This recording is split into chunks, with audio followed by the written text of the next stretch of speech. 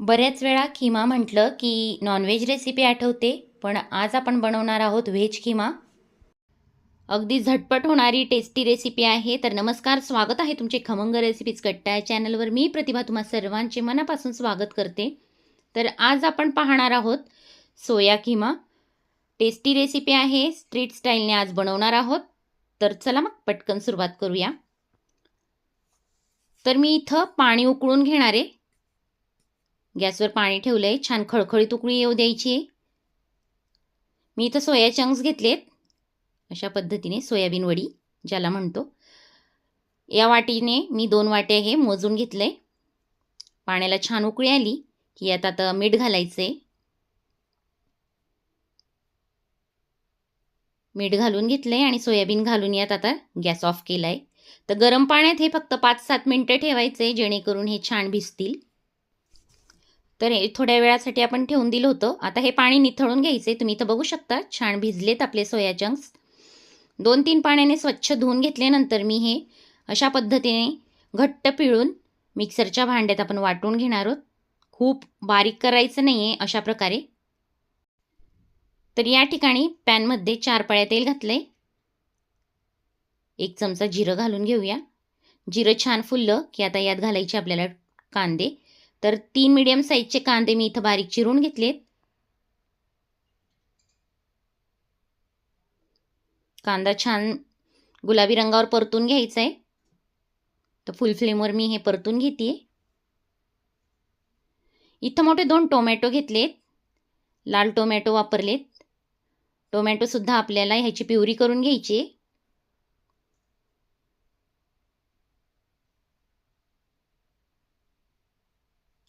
कांदा थोडा गुलाबी रंगावर आला की आता ही प्युरी आपण यात घालून घेऊया. छान परतून घ्यायचे.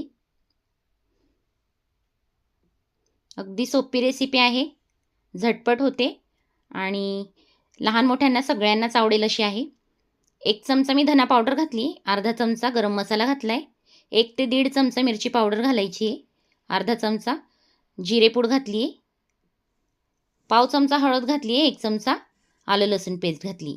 आता हे छान कांदा टोमॅटो बरोबर मिक्स करून घ्यायचे.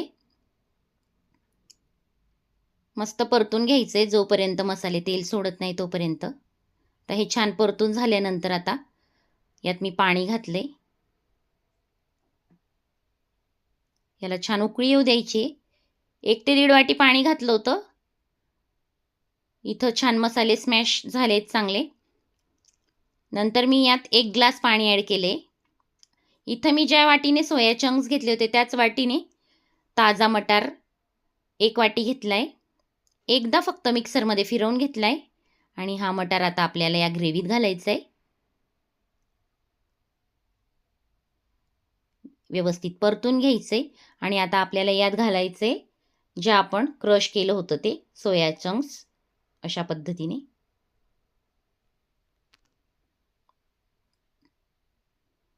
वरून थोडंसं पाणी घालून घेऊया.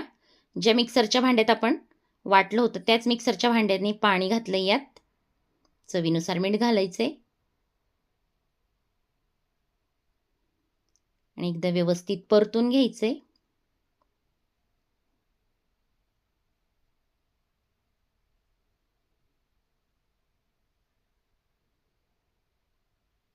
छान परतून झालं की आता याच्यावर आपल्याला झाकण ठेवायचे. 1 ते 2 मिनिटं छान वाफ येऊ द्यायची आहे, जेणेकरून सगळे मसाले व्यवस्थित मिक्स होतील. ह्याला उकळी आली, तुम्ही बघू शकता इथं. व्यवस्थित परत एकदा मी 2 मिनिटांनंतर झाकण काढून परतून घेतले. आता आपल्याला घालायची यात कोथिंबीर, बारीक चिरून घातलेली मी कोथिंबीर. तर आता अगदी रेडी आहे आपली सोया मटार खिमा रेसिपी. हे छान ओलसरट ठेवणार आहे मी.